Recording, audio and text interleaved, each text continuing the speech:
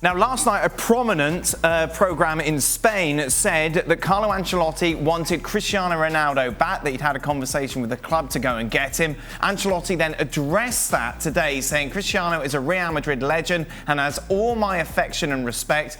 I've never considered signing him. We look forward. Now, Ronaldo responded to this on Instagram, quite a long post. This is the end of it. I'm breaking my silence now to say that I can't allow people to keep playing around with my name. I remain focused on my career and in my work, committed and prepared for all the challenges that I have to face. Everything else is just talk. Gab Marcotti is with us. Gab, first off, I thought the most interesting thing from that Instagram post from Cristiano Ronaldo was the mentions of Juventus, which was zero. Yeah. Oh, you picked up on that too. Yeah, you're not the only one. This whole thing is very odd because the guy who broke the news, which everybody later denied, is a guy named Edu Aguirre, who is extremely close to Cristiano, or certainly was in the past. He kind of looks like him too. He cried when Cristiano left. He went to Cristiano's house, interviewed him for YouTube, whatever, did all this stuff. So he's certainly seen as somebody who's close to Cristiano. So, when you have that kind of relationship, you would assume, well, if I'm going to go and report, as a journalist, I'm going to go and report this, I have Cristiano's blessing. Instead, it doesn't appear that way. Then, further complicating things, you had Ancelotti coming out and denying it, and you had Georgina Rodriguez, of course, Cristiano's partner, coming out commenting on the post with just a ha ha ha ha ha underneath. And you don't know how to take that. Does she think that the rumor is ridiculous? Does she think that Ancelotti's denial is ridiculous? And now you have Cristiano with this vague stuff about speculating about his future, but not really saying anything other than the fact that he's focused on working. So, honestly, if they wanted to clarify things, they pretty much did a rotten job. If I was being a cynic... Right? No, Mr. Craig Burley, and cynic in the same sense. If I was being a cynic, I would say he's quite happy that people are talking about him again just before the end of the transfer window, because guess who we have been talking about? Who, Craig? Yeah. Yeah, Mr. Messi, and so I don't know. Gab, if we were to believe that they're basically hawking him around to see if they can get a deal done, obviously going into that last year of his contract at Juventus, is there any truth in that? Yeah, look, I mean, Juventus have come out, they've denied it officially, but, I think it's an open secret that if somebody were to come along, because, as you said, it's the last year of his contract, he's very expensive to renew. The club lost close to 300 million euros, obviously a lot of that due to COVID. So if somebody comes along and offers you the 25 million euros was the number that was being thrown around, and obviously takes his wages off your books, then all of a sudden you're in a different place. But you're not going to go and put a for sale sign on him. Equally, I don't think Cristiano's in a rush to go. He's happy where he is, and he probably fancies the idea of being a free agent next summer, and he can decide if he wants to stay or move. I think the Real Madrid angle, to me, strikes me as slightly odd, because obviously they already have a number of players up front, older players, highly paid players, and I think it's an open secret that they dream of Kylian Mbappe, and they're watching the situation evolve there with Mbappe himself approaching free agency in June. So, look, I think it's a difficult one. I think what's very clear is whoever handles Cristiano's social media account, or indeed Georgina's social media account, maybe they love sending mixed messages. Maybe they're just not very good at being extremely clear. What do you think? Someone like City? Could you get Ronaldo in for a couple of years, and that's kind of that bridge the gap until Haaland comes? In a perfect world, that sounds like a fantastic idea. Well, why not do it? Well, I don't think Cristiano, at 36 years of age, wants to come back to the Premier League. Why not? Pace of the game. He's 36 years of age. He's in a place where the pace of the game isn't quite as quick, and it suits him. He's still a fantastic player. He's a specimen, Steve. Look at him. He's a specimen, but you know what?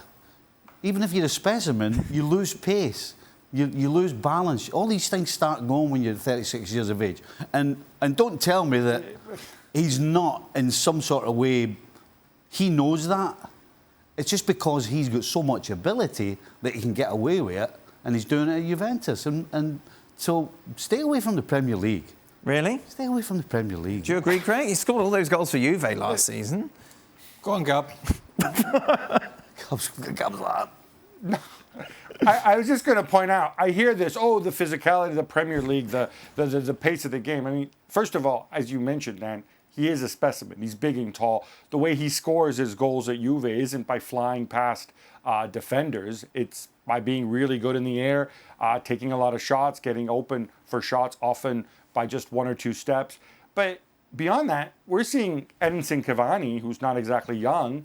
He's a center forward for a small club like Manchester United. How many we have games has he Jamie played? Vardy, who I think is turning 35. How many games scores has he a ton played? of goals in the Premier League. Bad Jamie example. Vardy plays many games. Bad example, Edinson Cavani. Seriously. Wait, I think this Premier League thing's over. And All how right, so you let's can, go with and by Jamie the way, Vardy then. how you say, I hear this all the time about the pace of the game.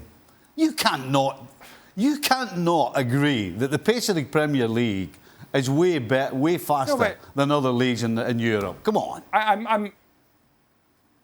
I'm not disputing that, but I think what I am saying is the type of player that Cristiano Ronaldo is now, yes, you would have to go and change a team. If you want to have him as part of some high-pressing system where he needs to run around a lot, then obviously that would be a really, really bad fit. If you just want him to play as a center forward and as a static center forward, which is generally what he is, and he still has that little burst over 5 yards. If you don't ask him to run around and press too much, if there's a team that plays that way, I think he can cope very well and score a lot of goals in the Premier League as well. It's not like it's some foreign universe which is different to the rest of the world. Well, a guy who, at his best and probably still, is one of the best headers of a ball ever, and right now, probably still the best. Oh, wait a minute, City don't cross the ball into the box. So you've taken one of his opportunities away before you start. So if you want to start going around that way, let's look at it that way. Man City don't put the ball into the box. Oh, yeah, I agree with you. So I agree with you. City would not be a good fit for Cristiano Ronaldo, Stevie. On that point, we agree. Where would, though, Gab? Premier League. It's too fast. I don't buy this Premier League. 1 second, Gab. I don't buy this Premier League stuff. What stuff? Well, The pace of the game. No, did you see? Did you watch all the games over the weekend? Yeah, I watched Liverpool batter Norwich. I watched Chelsea batter Crystal Palace. I watched Man United batter Leeds United. There wasn't a game in Europe that had the pace of the games that we saw at the weekend in the Premier League. There wasn't. Where would he fit, Gab? All right, I mean, we're talking purely hypothetical, but I think when there was talk of Edinson Cavani not extending that second year, you could have imagined him in that role potentially, but I think he could certainly do a job and score a lot of goals for a team that decides to make him the centerpiece. I mean, that's kind of why Juve brought back Allegri, because they hope that he can do that. That's also probably why they didn't do as well with Pirlo, who's trying to play a different style of football. But I mean, it's not like Cristiano Ronaldo is finished now and he can't go and he can't play because he's a big, strong boy. He's effectively a center forward who starts from a wide position.